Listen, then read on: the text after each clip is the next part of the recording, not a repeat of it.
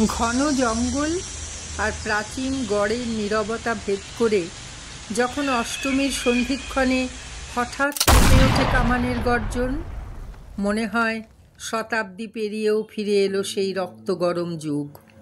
পশ্চিম বর্ধমানের লোহাগুড়ি গ্রামের দুর্গাপুজোর এই প্রাচীন আয়োজন যেন সময়ের সেতুবন্ধন, যা প্রত্যেক বছর হাজারো মানুষের ভিড় টেনে আনে। কথিত আছে, বহু শতাব্দী আগে এই গড় ও জঙ্গল ঘেরা জনপদ ছিল লোহার কারিগরদের আস্তানা। এখানেই লৌহ আকরিক গলিয়ে তৈরি হতো তলোয়ার, বর্ষা, বল্লম থেকে শুরু করে কামান, সামন্ত যুগের যে কোনো রাজ্য রক্ষার জন্য প্রয়োজনীয় সব অস্ত্রশস্ত্র। এই সমস্ত লোহার তৈরি অস্ত্র যেত সামন্ত রাজা ইছাই ঘোষের দরবারে। তাঁর শাসনকালে গড়া হতো অসংখ্য যুদ্ধাস্ত্র, আর লোহাগুড়ি তখন ছিল সেই অস্ত্র সরবরাহের অন্যতম কেন্দ্র। সেই ইতিহাসের সাক্ষ্য বহন করেই গ্রামের নামের মধ্যেই রয়ে গেছে লোহার ছাপ, লোহাগুড়ি। কালের স্রোতে থেমে গেছে যুদ্ধের হুঙ্কার, নিভে গেছে অস্ত্র গলানোর ভাঁটা, তবুও রয়ে গেছে সেই উত্তরাধিকার। আজও লোহাগুড়ির সরকার বাড়ির দুর্গাপুজো সেই অতীতকে বাঁচিয়ে রেখেছে। প্রাচীন খাঁড়া ও কামান এখনও দাঁড়িয়ে আছে নিঃশব্দ সাক্ষী হয়ে।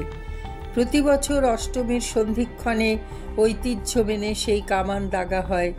মুহূর্তের জন্য গর্জে ওঠে সেই আওয়াজ, যেন ফিরিয়ে আনে সামন্ত যুগের প্রতিধ্বনি। কামানের শব্দে যেন শোনা যায় ইছাই ঘোষের রাজত্বের গৌরব গাথা, যুদ্ধের উত্তাপ আর লোহার আঘাতের ধ্বনি। এটা শুধু দুর্গাপুজোর আচার নয়, বরং ইতিহাস, আবেগ আর ঐতিহ্যের এক অনন্য মেলবন্ধন। লোহাগুড়ি আজও মনে করিয়ে দেয় গড় আর জঙ্গলের মাঝে তৈরি সেই কামানের গর্জন সময়কে ছাপিয়ে চিরকাল বাঁচতে থাকবে।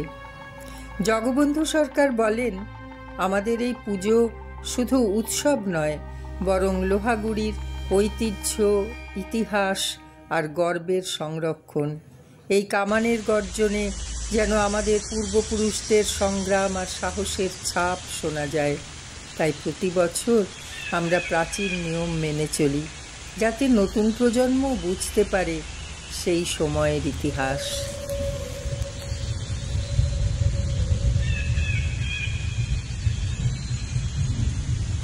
সামন্ত রাজার নাম ছিল ইছাই ঘোষ।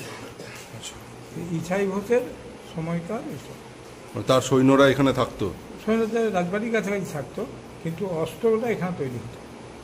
লোহা গলিয়ে একদম আকরিক থেকে লোহাটা গলিয়ে লোহার সমস্ত তৈরি করে ওখানে রাজবাড়িতে যেত।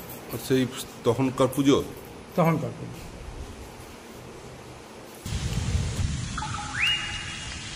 কাঁকসা থেকে সনাতন গড়াইয়ের রিপোর্ট, আমার কথা নিউজ।